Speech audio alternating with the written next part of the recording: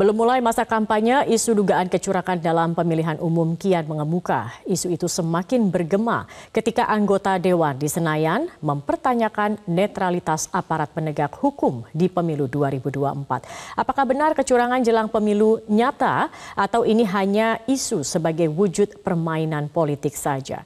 Kami akan membahasnya. Sudah bergabung bersama kami politisi Partai Demokrat Didik Mukrianto serta jubir TPN Ganjar Mahfud Chiko Hakim. Selamat malam Mas Didik dan juga Mas Chiko. Saya ingin ke Mas Didik terlebih dahulu. Mas Didik, tadi kita mendengarkan pernyataan Anda begitu ya. Intinya Anda mendapatkan informasi bahwa intelijen di tingkat kabupaten dan kota ini sudah melakukan intervensi dalam pelaksanaan pemilu 2024. Apakah Anda merasakan kegelisahan yang sama bahwa saat ini aparat kita tidak netral?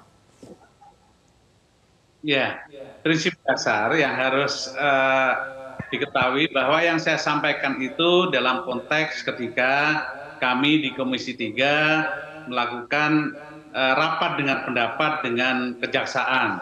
Dan kebetulan temanya pun juga terkait bagaimana kemudian menciptakan pemilu 2024 ini menjadi pemilu yang bersih dan jurdil gitu ya.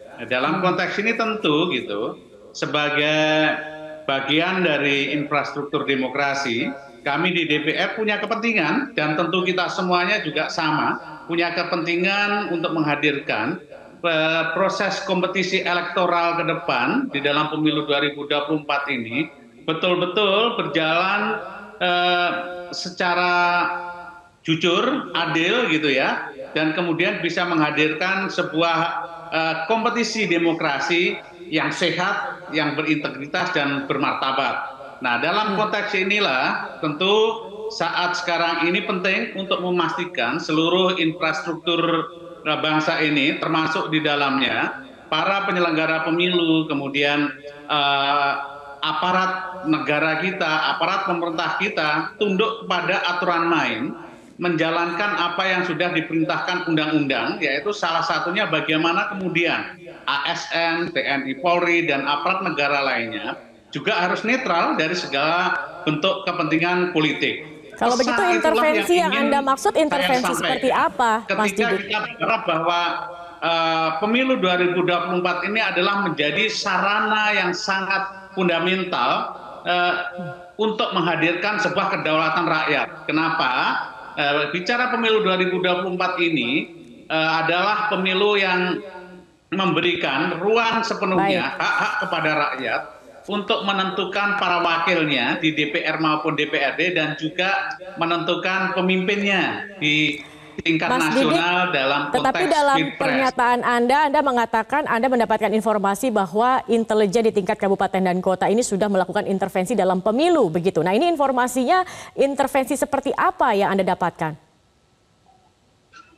Ya, saya mengatakan ini dalam konteks rapat itu saya mengingatkan kepada mitra kami yaitu kejaksaan dalam konteks membangun pemilu yang berintegritas dan bermartabat.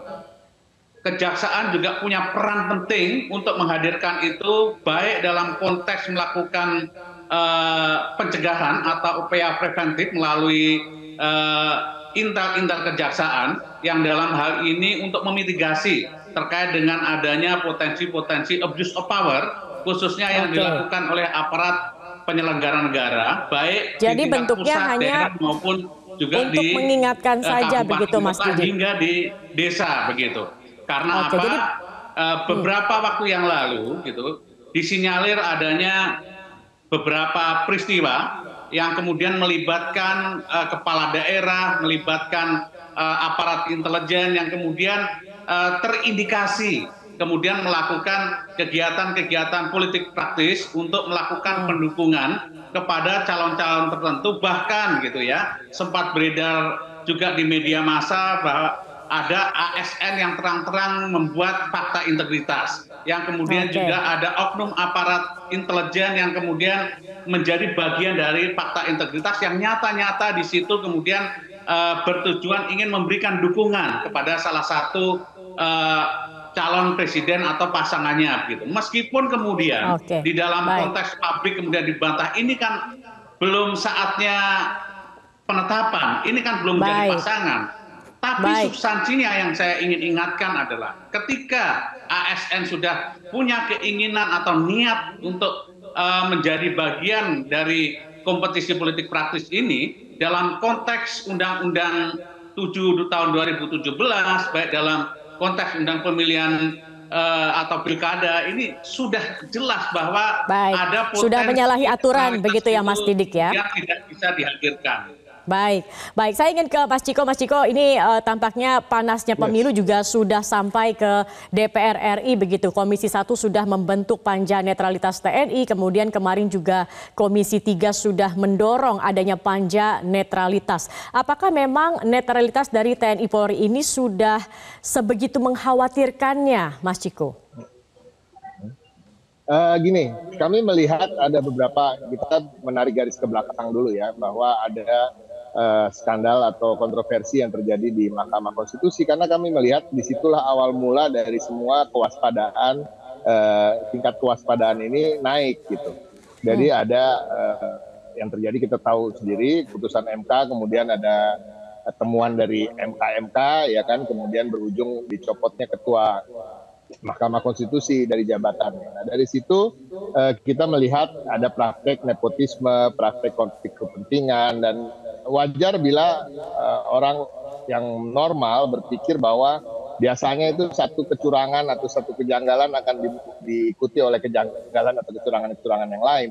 Nah, kemudian ada lagi pencopotan baliho oleh aparat di Bali, di Pematang Siantar, dan kemarin baru di Yogyakarta yang khusus dilakukan untuk pencopotan baliho dan APK dari Ganjar Mahfud. Nah, ini yang kita harus lihat. Nah, saya ingin kembali apa yang dikatakan Pak Didi mengenai fakta integritas itu. Yang beredar itu kan yang berbentuk PDF, dan juga belum pernah ada satupun orang yang menandatangani di situ dipanggil untuk diperiksa. Dan ini kita juga harus waspada.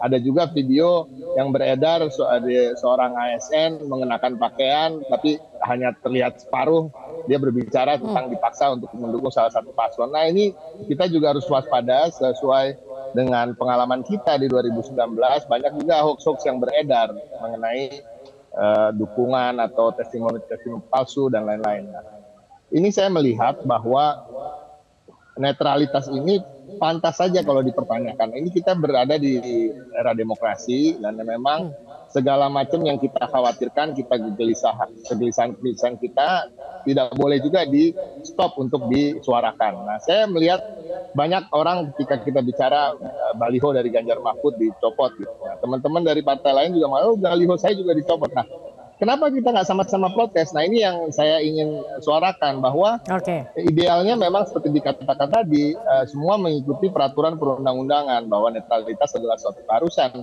bagi ASN, Polri maupun TNI. Gitu. Nah, tapi kan pada kenyataannya di Indonesia ini belum bisa terwujud sepenuhnya. Setiap pemilu pasti ada kejadian-kejadian ini. Nah, apalagi khususnya di pemilu ini, kita harus sadar dan kita harus nggak usah tedeng aling-aling, kita nggak usah PKU, kita bicarakan bahwa memang demokrasi kita sedang mengalami sedikit kemunduran. Nah, itu aja. Sedang tidak baik-baik saja begitu ya Mas Ciko ya? Mari kita sama-sama waspada aja dan terus menyuarakan apa yang kita anggap sebagai suatu kebenaran. Mas Didik mungkin bisa menjawab kemudian kenapa tidak bersama-sama melakukan protes begitu tadi seperti yang disampaikan Mas Ciko? Iya.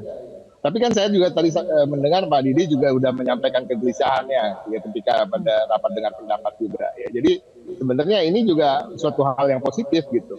Nah, marilah sama-sama gitu. Kita sama-sama tidak menuduh salah satu pihak dan lain-lain. Nah, jangan juga koalisi Indonesia Maju menjadi juru bicara bagi ASN dan Polri yang kita anggap mungkin ada pelanggaran-pelanggaran di bawahnya gitu. Ini kan jadi lucu. Kita sama-sama kontestan nih. Oke, nah Pak Didik bagaimana menjawab kekhawatiran itu? Kalau kita melihat tadi Mas Ciko memberikan contoh begitu ya, ada kekhawatiran dan kewaspadaan terkait juga salah satunya seperti misalnya ada spanduk-spanduk yang dicabut seperti itu. Apakah kemudian kekhawatiran, kegelisahan yang dirasakan ini bisa dikatakan wajar? Apakah harus segelisah itu begitu? Ya, gelisah ya wajar gitu ya. Yang kita lihat bahwa memang tidak kita pungkiri bahwa ada kemudian tindakan-tindakan yang kita juga harus pastikan seperti Mas Ciko sampaikan tadi, bahwa siapa yang melakukan itu, kemudian siapa yang merusak itu, ini juga menjadi penting sehingga tidak menjadi fitnah ataupun kemudian menjadi sebuah persepsi yang kemudian salah juga mitigasinya. Namun yang perlu saya sampaikan adalah bahwa kita juga harus menyadari bahwa membangun sebuah konsensus besar bangsa ini adalah menjadi tanggung jawab kita semuanya. Termasuk menghadirkan pemilu yang jurdil juga menjadi ikhtiar dari seluruh pemangku kepentingan termasuk semua partai politik di Indonesia ini khususnya di parlemen begitu. Segala bentuk infrastruktur pemilu mulai dari undang-undangnya, aturannya, penyelenggara pemilunya, pengawasnya, penegak hukumnya terus kita pastikan agar semuanya tunduk dan patuh pada aturan main yang ada. Nah, jika kemudian memang ada nyata-nyata pelanggaran pemilu yang dilihat dengan kasat mata terjadi di lapangan, saluran-salurannya juga sudah sangat jelas begitu. Artinya apa? Bahwa kekhawatiran-kekhawatiran ini tentu memberikan message atau pesan yang harus ditangkap oleh para penyelenggara pemilu, harus ditangkap oleh para penegak hukum, harus ditangkap untuk masyarakat. Inilah bagian dari keinginan kita bahwa kompetisi demokrasi yang akan kita lakukan di tahun 2024 ini adalah kompetisi yang memberikan jembatan antara infrastruktur politik dan kebijakan publik menghadirkan daulat rakyat gitu. Jangan sampai bahwa hak politik masyarakat yang sudah dijamin oleh konstitusi, dijamin oleh undang-undang ini tercederai oleh perilaku-perilaku menyimpang baik dari aparat kita negara, menginginkan pemilu yang berjalan dengan jujur dan adil begitu ya, Mas Didik ya.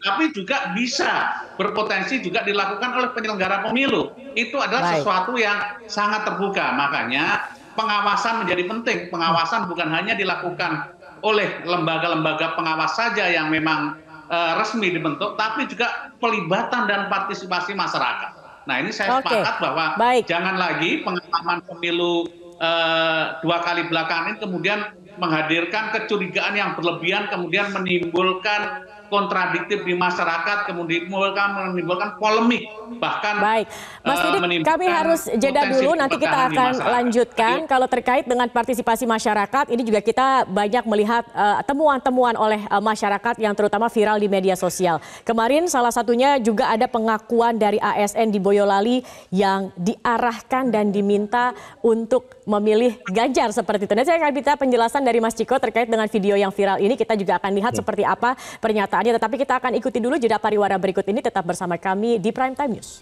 Jelajahi cara baru mendapatkan informasi. Download Metro TV Extend sekarang.